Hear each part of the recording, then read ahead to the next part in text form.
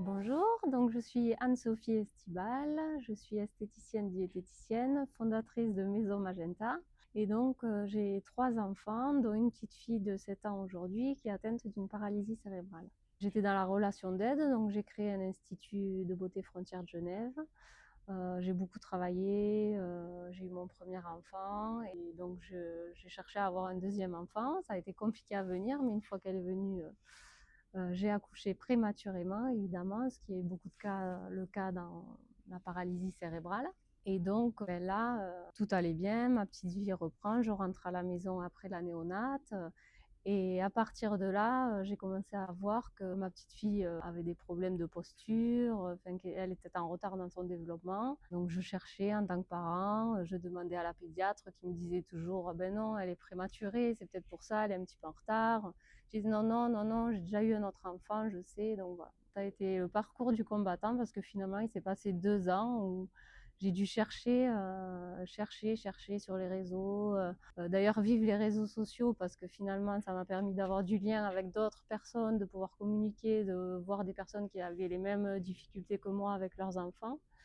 Et tout ça pour finalement déceler la paralysie cérébrale moi-même avant l'IRM des 2 ans de ma fille, quoi. C'est sûr qu'une fois que le handicap est décelé, l'annonce est très compliquée, c'est-à-dire qu'on voilà, vous êtes avec la personne de l'IRM qui vous dit, ben voilà, la substance blanche est touchée, voilà, c'est sûrement une hémiplésie, veuillez vous rapprocher de votre médecin neuropédiatre. Évidemment, on n'a pas de neuropédiatre puisqu'il n'y a plus de place.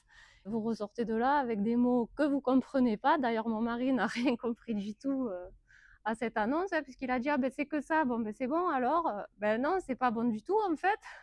Donc c'était très compliqué finalement l'accompagnement du handicap et pour l'annonce et pour la prise en charge de la suite en tant que parent, en tant que frères et sœurs, parce qu'évidemment il y a un petit frère aussi, enfin il y a un grand frère et il y a aussi une petite sœur maintenant. Tout le monde est touché, les grands-parents, la vie change, il faut changer de métier. Finalement l'inclusion, on ne se rend pas compte à quel point c'est prenant et ça vous change vraiment toute la vie.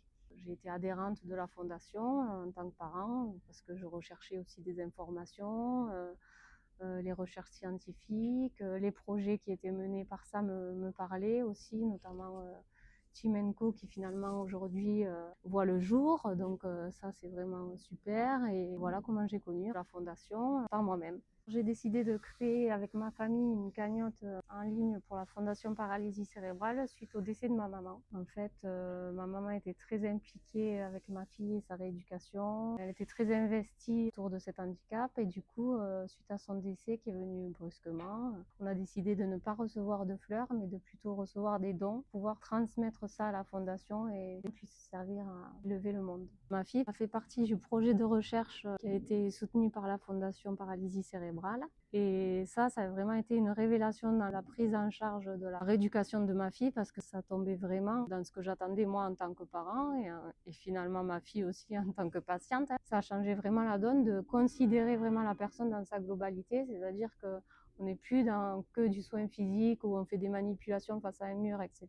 C'est vraiment dans le jeu, on prend en considération l'enfant, ses émotions, ses mouvements. Il y a un but recherché derrière avec qu'est-ce que finalement on veut travailler. On se fixe sur des objectifs bien précis entre le début de la rééducation habituelle et la fin pour qu'il y ait vraiment une activation, en tout cas un progrès face à cette rééducation. Donc moi j'étais très, très contente que cette fondation paralysie cérébrale ait soutenu cette recherche. Je dis que le fait de faire savoir tout ça, de faire connaître la fondation sur les recherches scientifiques, de soutenir, de faire des dons, c'est vraiment très utile pour toutes les familles et toute la prise en charge de ces patients. Et dans un second temps, un rêve, c'est que cette société finalement soit plus inclusive de par le projet que j'ai sur les programmes d'intervention non médicamenteux et le fait de soutenir des thérapies qui sont complètement complémentaires à la santé. Ça, c'est vraiment mon but.